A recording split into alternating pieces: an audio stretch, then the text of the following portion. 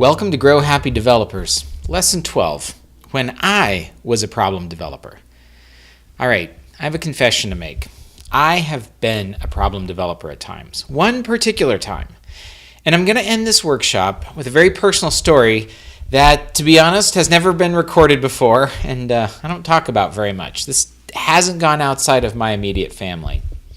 The story illustrates, though, how my boss dealt with me when I was a problem developer and how his efforts turned me around.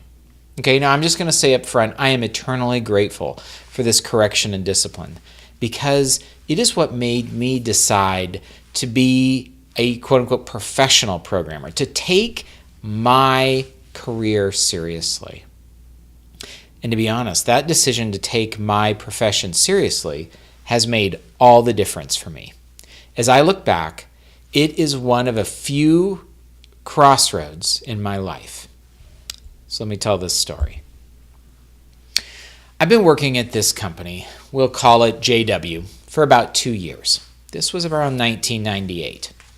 It was a manufacturing company, and the software team was small, and we were building from scratch an internal ERP system, which ran a whole bunch of other manufacturing facilities.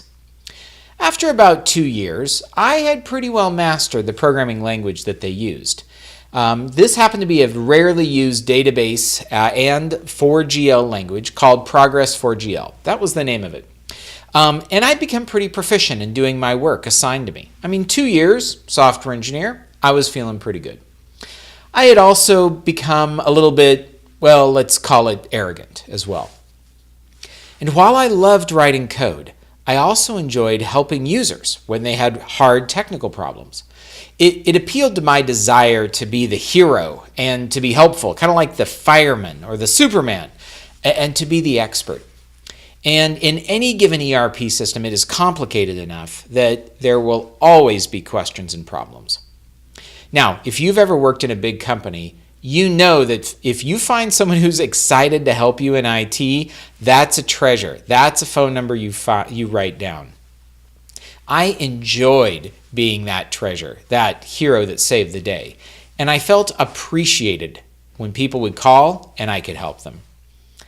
Now, to be honest, we were small, but still, user support was not in my job description. We had a help desk for that. I think it was 2 people.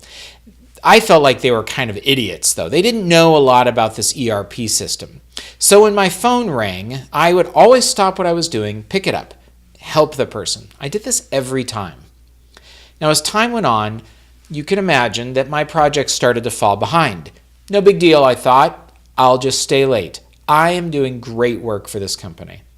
So I started putting in maybe a couple of hours of overtime, a few nights a week, maybe 5 to 8 hours of overtime a week.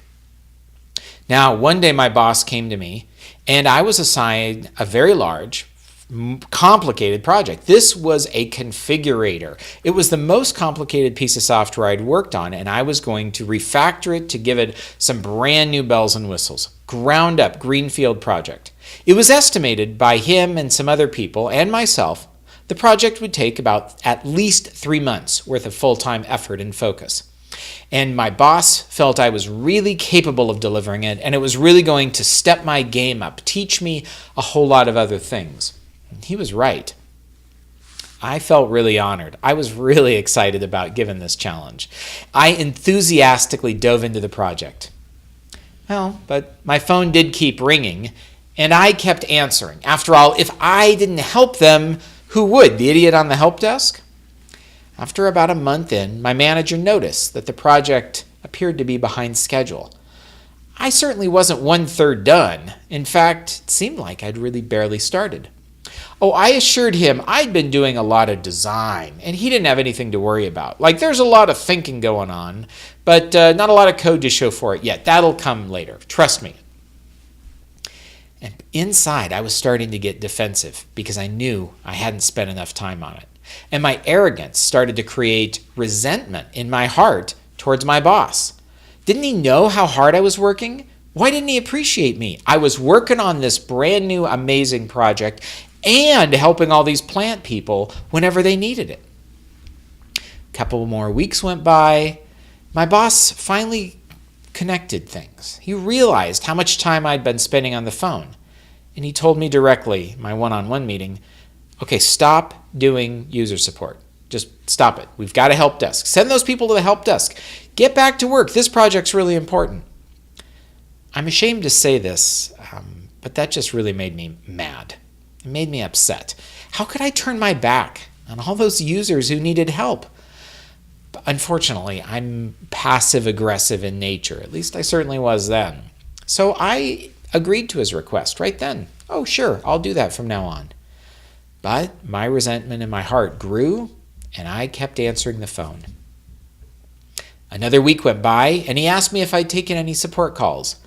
I admitted I had, but I gave the excuse that, look at all these people I helped. They were really important.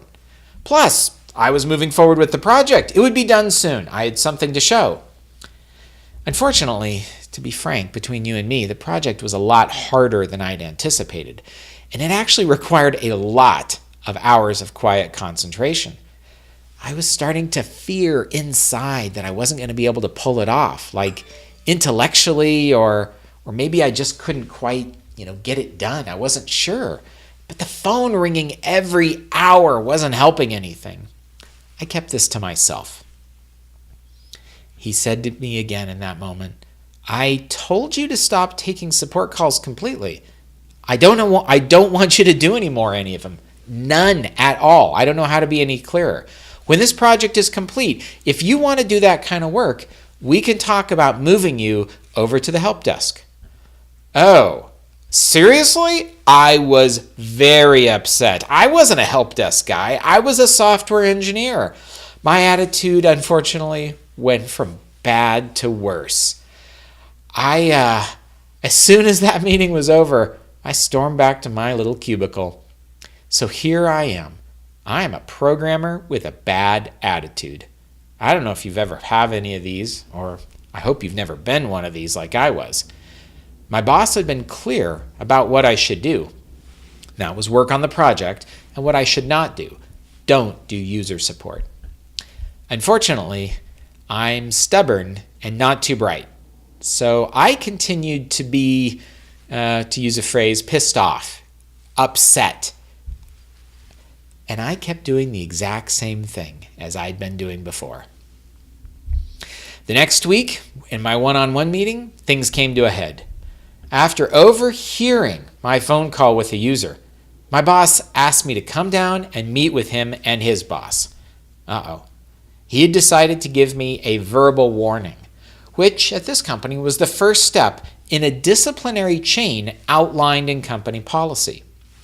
Although it was called a verbal warning, everything said had been detailed and written down on paper, and I had to sign it. It outlined the steps it outlined that the next steps were actually 2 written warnings and then termination. It outlined I had 1 week to turn my attitude and behavior around and focus on the work I'd been given. Most of you probably are saying, well, that really turned you around, didn't it, Marcus? Nope, I wish it had. When I left, I was livid. I was furious. Instead of being repentant, instead of being sorry, instead of seeing the error in my ways, my stubborn, hard heart was mad that I was being treated like this. How could they do that to me? I was a trusted member of the team. Over the next week, I stopped taking as many calls, but a few slipped through, maybe 3 or 4. Again, my boss, we're in a cubicle, remember? My boss heard me talking to them. So a week later, I ended up in the same office with the same people and my first written warning. This time the meeting took well over an hour as my bosses and his boss, who were both great managers, really tried to get me to talk about why I was acting that way. They explained to me repeatedly in different ways why my job was important, why this project was important. I told them I'd improved. I hadn't taken as many calls, but they couldn't understand why I simply didn't send every support call to the help desk. I'd like to tell you that this was my breaking point, but I did tell you I was stubborn, right? The following week, I was given a final warning.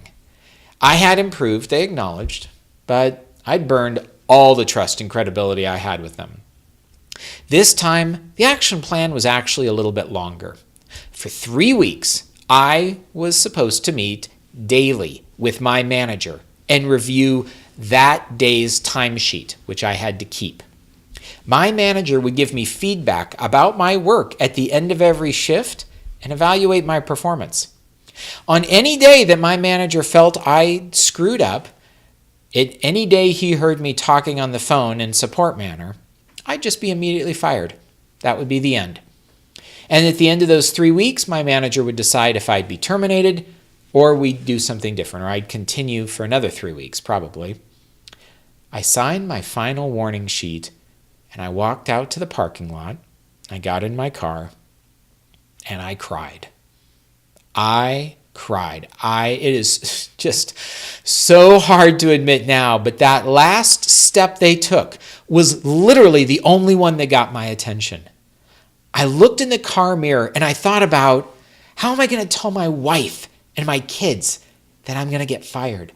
I was the sole breadwinner. I had 3 small children at home. My wife didn't work. She took care of them.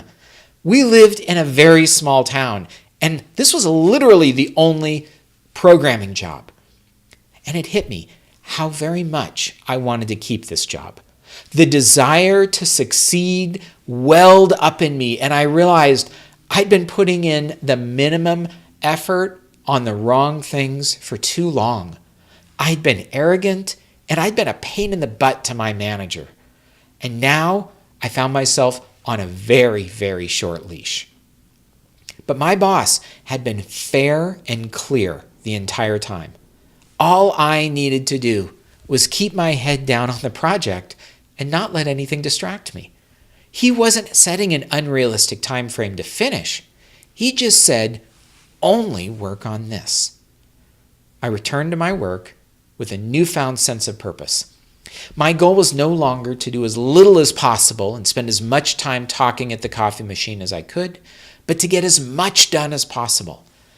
Each day when I filled out my timesheet, I had to do what I call the walk of shame down a long cubicle row to my manager's office. But I tried to put all my energy and thought into that one project. I directed every single phone call to the help desk. And to be honest, my phone stopped ringing really quickly. My boss saw the change, and he warily, one day at a time, started to trust me again. When we'd met every day for 3 weeks, then he said, all right, let's do another 3 weeks. Okay, every day, walk of shame, bring your timesheet. You're on pins and needles. Today might be the day you screwed up. Another 3 weeks went by. Then him and I and the boss met, and he said, all right, you have improved for 6 weeks. Let's go back to a weekly meeting. My project began to come together, took shape, turned out really well. I was proud of it. I was proud of the work I was doing. I was glad that they had spent the time to get my attention needed to turn my attitude around. I was so appreciative of my boss that he had stuck with me long enough for me to finally get it. Over time, I earned back my trust with that manager and his manager, and with my other team members. When my boss took a promotion, he asked me to take his place. I was shocked. When a new team needed to be built in a new technology, he asked me to leave my team and go build it, and even though I didn't know anything about that new technology. When a struggling team a couple of years later needed a better manager, even though I didn't know anything about that technology, he asked me to lead them.